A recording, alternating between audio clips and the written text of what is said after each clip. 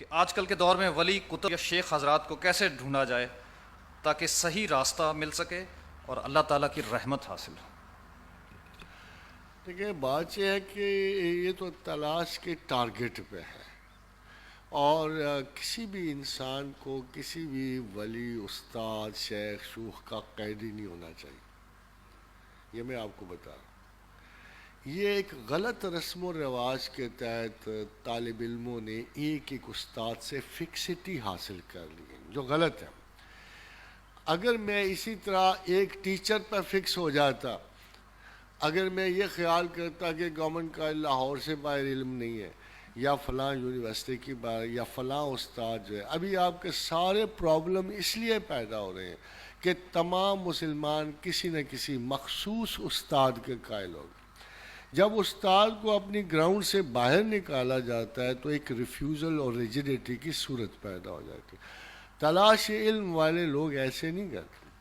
میں آپ کو بتاؤں، سیدنا علی بن عثمان حجویری باوجود اس کے کہ شیخ ابو الفضل خدتلی کے مرید تھے، اپنی زندگی، اپنی کتاب میں کم از کم 360 اولیاء کا ذکر کرتے ہیں جہاں سے انہوں نے علم حاصل کیا۔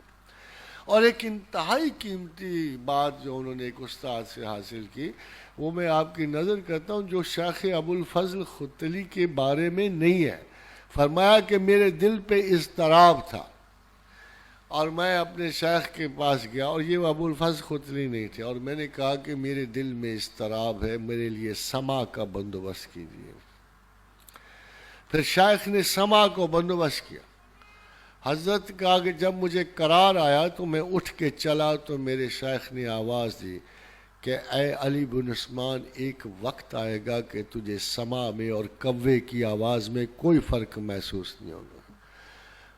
یہاں تک تو علم تھا، مگر جو شاگرد آگے بڑھتا ہے نا، وہ اس کو علم کو آگے لے جاتا ہے۔ تو آگے بڑھ کے سید حجویر فرماتے ہیں کہ میں نے اس مثال سے یہ گمان کیا کہ رہے خدا میں کوئی بھی آسرا آپ کی مستقل عادت بن کر آپ کی اپروچ کو خراب کر جاتا ہے۔ یہ سبق بڑا ریئر ہے، آج تک کسی اور استاد نے نہیں دیا، کہ جہاں تک آسرا لینا ہے سما کا یا لذت دنیا کا یا کسی اور خیال کا یا کسی پیر فقیر کا، وہ ٹھیک ہے، مگر یہ آپ کے راستے کی رکاوٹ بن جائے اور آپ ان آسروں کے عادی ہو جائیں گے، اور آپ کا گریڈ جو ہے نالجبلٹی کا اور آپ کی جو ثابت قدمی ہے اور شعور ذات الہیہ ہے، وہ مقید ہو کے رہ جائیں گے ان چھوٹے چھوٹے آسروں میں۔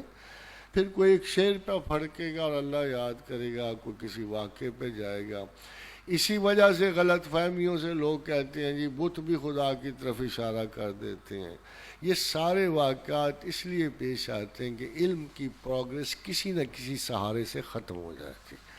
جب آپ ان اسباب سے بے نیاز ہو کے آگے نکلتے ہو تو ایک بڑا شاندار جو اعلیٰ ترین مقصد علمیت، جو میٹا فزکس کا اصل مفہوم ہے، وہ آپ کو نظر آتا ہے۔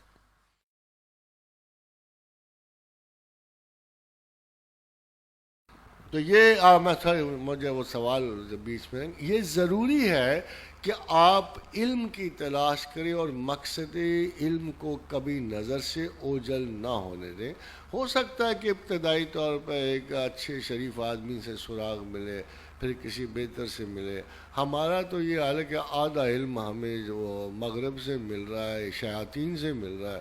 کبھی کبھی تو شیطان کو تھینک یو کہنے کو دل چاہ رہا ہوتا ہے کہ اگر وہ کمبخت نہ صحیح طرح سمجھاتا تو اپنے ہاتھوں تو ہم مارے گئے۔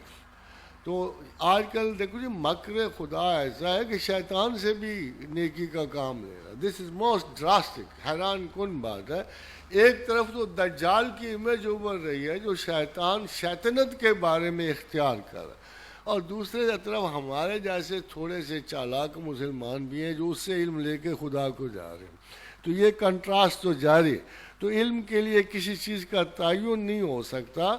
باقی بیعت میں فضول سمجھتا ہوں آج کل۔ بیعت تھی اصل میں پرانے زمانے میں، لوگ جاتے تھے نا تو وہ بڑے عشق میں مبتلا ہوتے تھے، تو کہتے کہ اے شیخ ہمیں خدا چاہیے، سودا کرنا ہے، سودا کرنا ہے ہمیں. تو وہ بیعت کرتے تھے، بیع کو تجارت کرنے کا. تو کیا دیتے ہو؟ شیخ پوچھے کیا دیتے ہو؟ اس نے کہا جی سب کچھ دیتا ہوں، جان دیتا ہوں.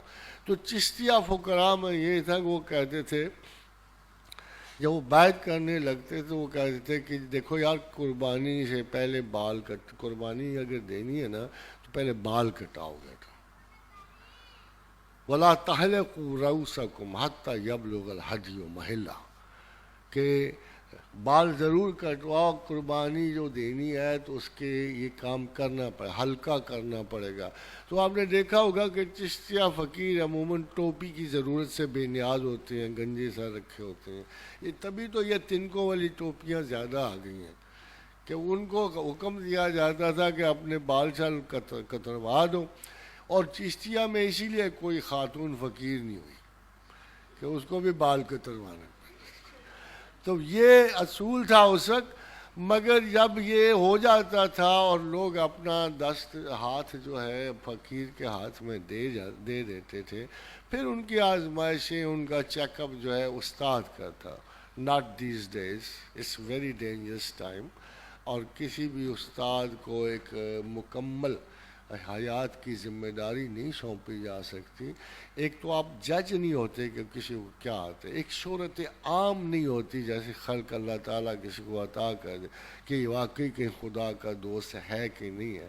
تو آپ ایک بالکل بلائنڈ میں چال کھیل رہے ہوتے.